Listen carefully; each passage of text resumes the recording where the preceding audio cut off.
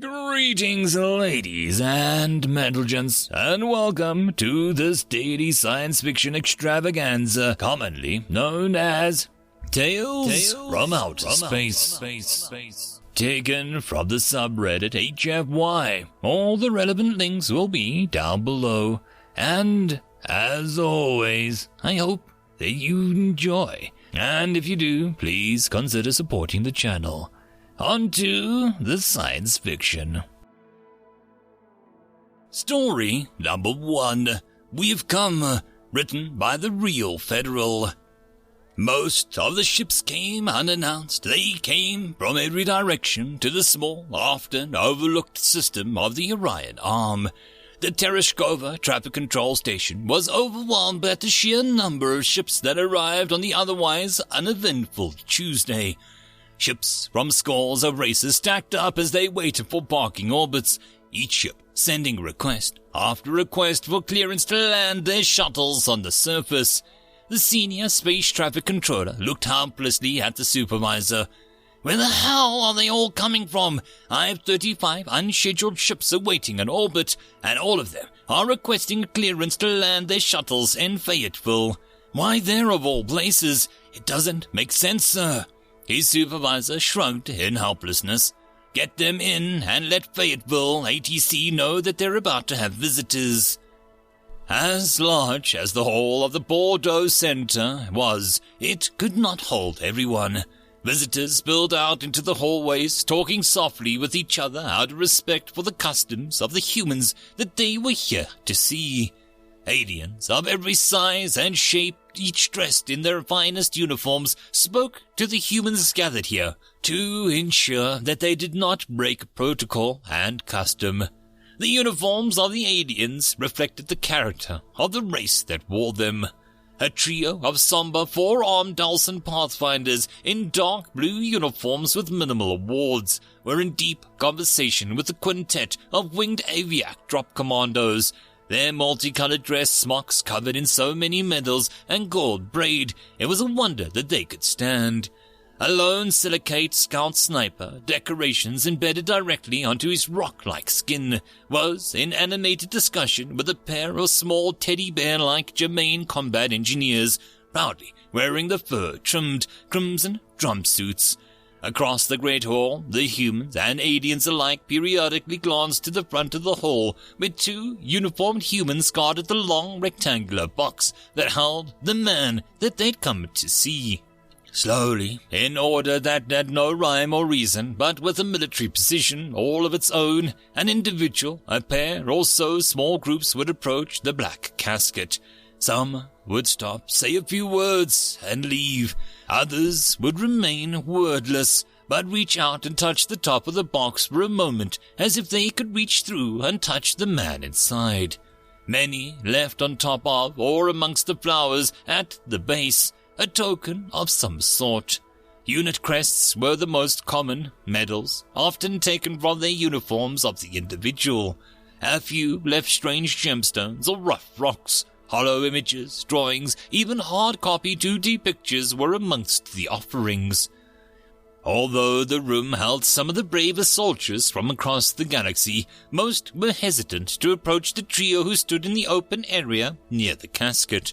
The woman in a simple black dress, a face showing sorrow, but even more anger, stood protectively over her offspring.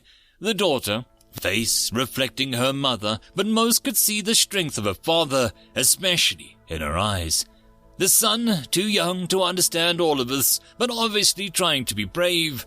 The soldiers, an occasional civilian, would approach her, reach out to clasp hands, and often say a few words that had little to no effect on the woman.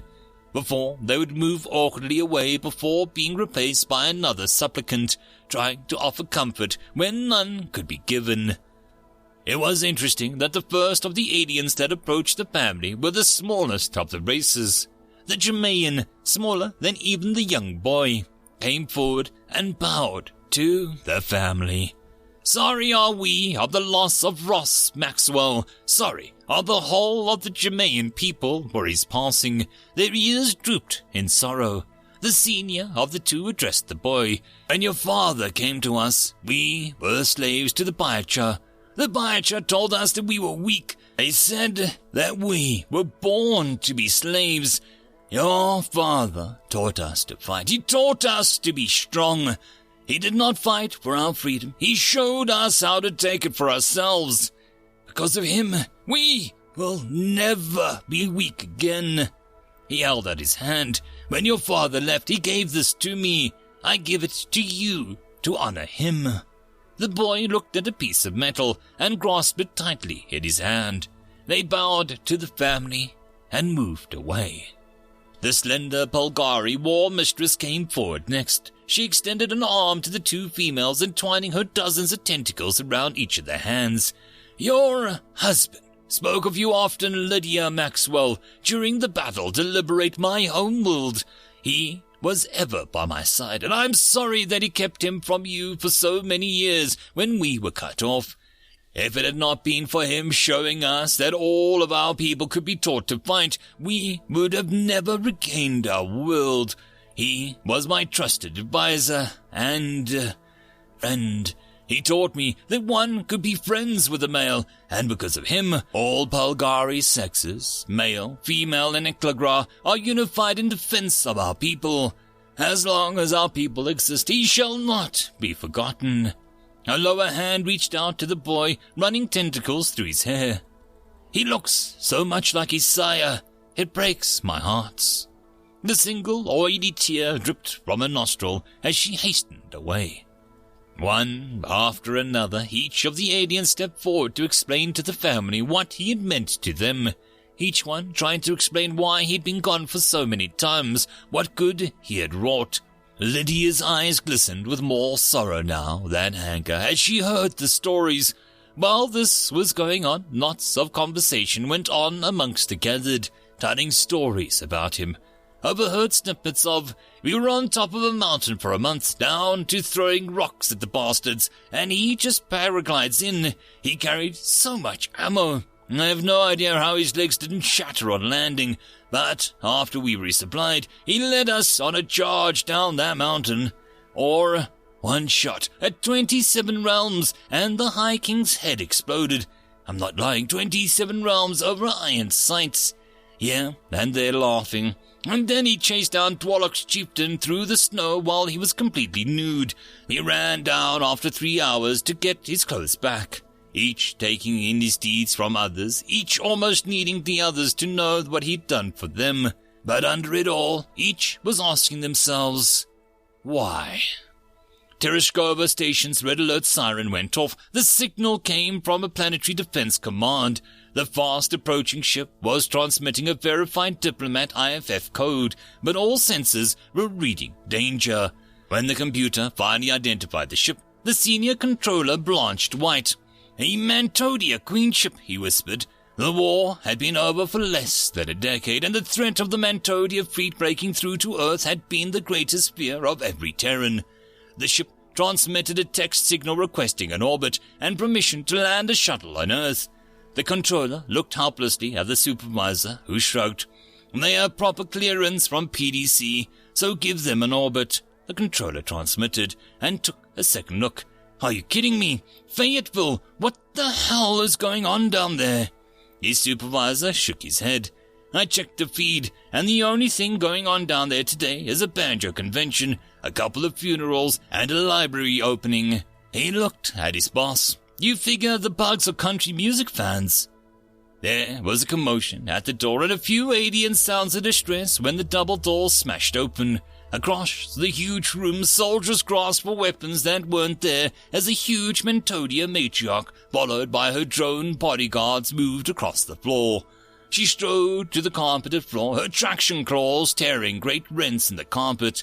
The human honor guard stepped forward, but were waved back by a senior officer. The matriarch moved next to the casket, and with her combat claws broke the seals. She lifted up the lid, spilling everything off the top, and peered inside. A high-pitched keen came from her wing cases, and several windows cracked. She slammed the lid shut and turned on the senior most human officer. Her translator volume was set to maximum, echoed across the room. So, it is true then, he ended his own existence. You allowed this. The general tried to speak, but the matriarch's shout overwhelmed any reply. "What is wrong with you humans? You had a duty to protect him, even if he was from himself." Her foreleg slammed down through the carpet, underlayment, and cracked the concrete slab. "What sort of creatures are you humans that ask everything from your warriors, yet give them nothing when they return from your endless wars? Now, the most honorable being outside the Mantonia hive has ended, and you are to blame." A cry of grief caused the matriarch's head to snap around and focus on the small boy, clutching his mother's leg, tears streaming down his face. The massive creature approached the trio and lowered her massive body down to the floor. Her voice, gentle now, whispered out, "Do not fear me, child of Maxwell. I would not harm you." She looked at Lydia. "Queen of Maxwell, I will tell you of your mate."